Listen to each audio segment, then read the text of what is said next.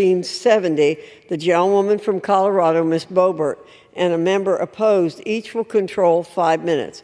The chair recognizes the gentlewoman from Colorado. Thank you, Madam Chair. I am going to exercise the rule of the House to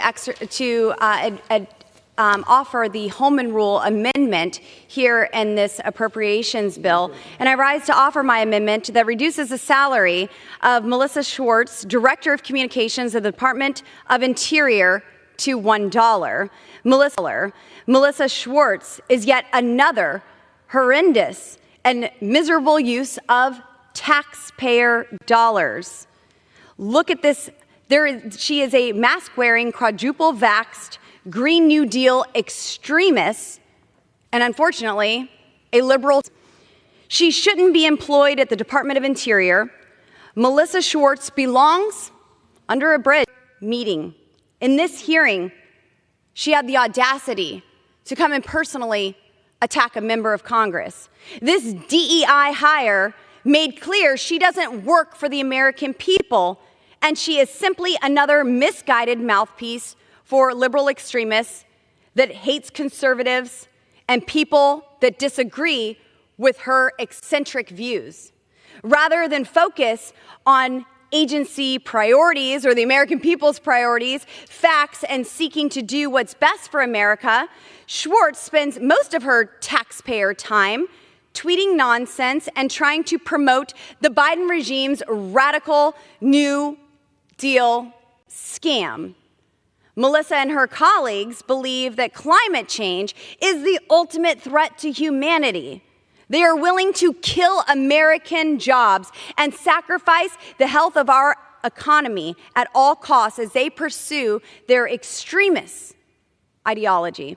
I'm committed to taking a stand against the Biden regime's attempt to cripple American energy and cater to radical extremists. I urge my colleagues to exercise our voted on House rule and implement the Holman Rule and support my amendment that reduces the salary of Melissa Schwartz to $1. And with that, Madam Chair. Are reserves. For what purpose did the gentlewoman from Maine seek recognition?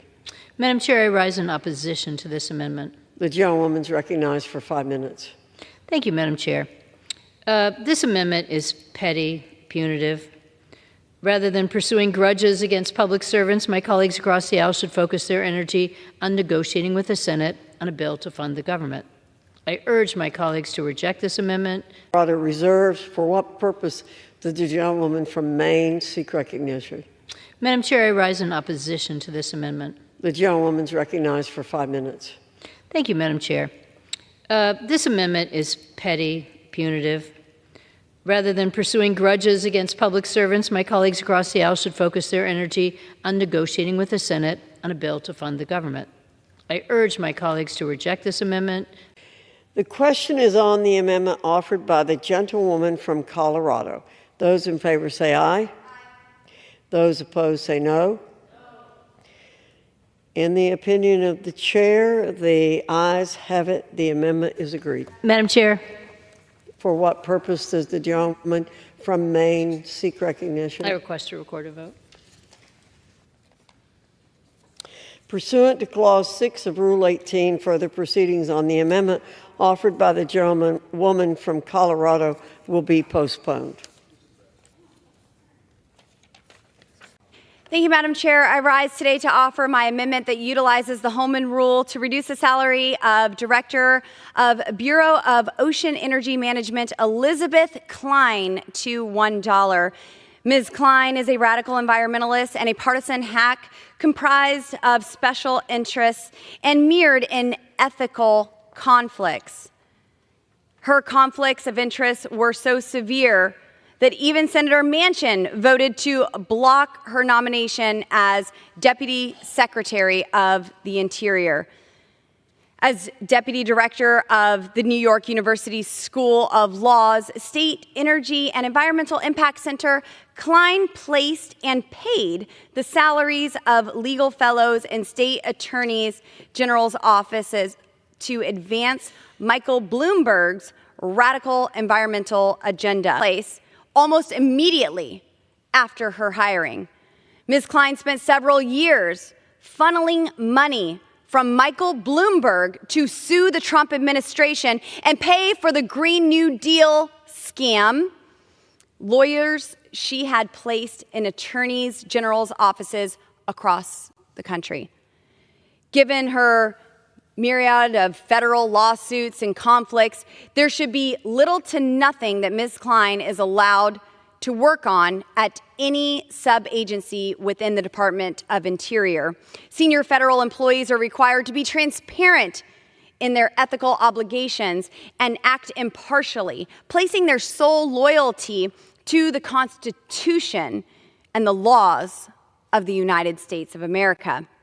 Ms. Klein's history of infiltrating state governments with Michael Bloomberg's minions and supporting lawsuits against the federal government makes it impossible for her to meet the ethical obligations that her position of public trust requires. Ms. Klein continued employment as the director of Bureau of Ocean Energy Management and has been ridiculed with controversial and extensive history of ethical conflicts. And this is a stain on the Department of Interior and the Bureau of Ocean Energy Management. Radical partisan extremists have no place in the federal government, especially those in charge of our energy security. I urge my colleagues to support my amendment to restore integrity to the Department of Interior and the Bureau of Ocean Energy Management. Madam Chair, with that, I reserve. I rise in opposition to this amendment. The gentlewoman's recognized for 5 minutes. Thank you, Madam Chair. This amendment, once again, is petty and punitive. I don't think this is the appropriate place to pursue grudges against public servants, hard-working public servants who we ask to do an extremely important job.